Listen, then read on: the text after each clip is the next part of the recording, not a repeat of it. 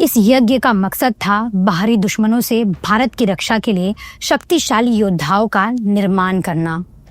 लेकिन ये योद्धा कोई साधारण इंसान नहीं थे।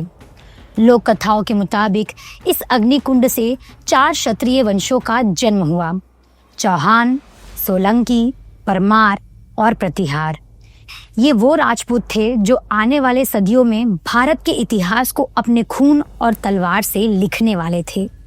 इस कथा का सबसे पहला लिखित जिक्र हमें पृथ्वीराज रासो में मिलता है। ये एक महाकाव्य है जिसे पृथ्वीराज चौहान का दरबारी कवि चंद बरदाई ने लिखा था। पृथ्वीराज रासो को 12वीं सदी के अंत में लिखा गया माना जाता है। हालांकि कुछ विद्वान इसे 16वीं सदी का मानते हैं। इसमें वर्णन है कि कैसे वशिष्ठ ने हवन कुंड में मंत्रों के साथ आहुतियां दी और आग की लपटों से 4 योद्धा प्रकट हुए। पहला था चौहान, जिसके हाथ में तलवार चमक रही थी। दूसरा था सोलंकी, जिसके चेहरे पर सूरज की तेज थी।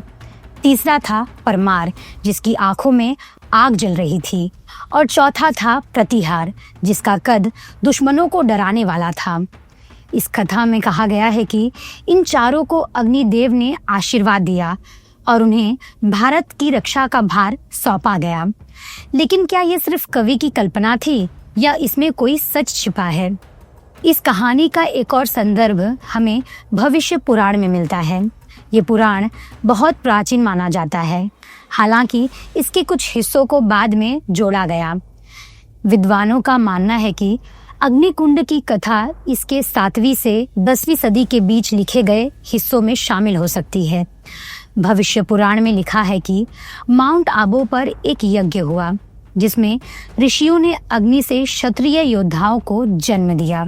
यहाँ तक कि स्कंद पुराण में भी माउंट आबू को एक पवित्र तीर्थ के रूप में बताया गया है, जहाँ बड़े बड़े यज्ञ हुए। लेकिन इन ग्रंथों में साफ तारीखें नहीं मिलती। कुछ इतिहासकार कहते हैं कि ये कथा वास्तविक घटना से प्रेरित हो सकती है। शायद कोई बड़ा अनुष्ठान जो उस वक्त के क्षत्रिय समुदाय को एकजुट करने के लिए किया गया हो।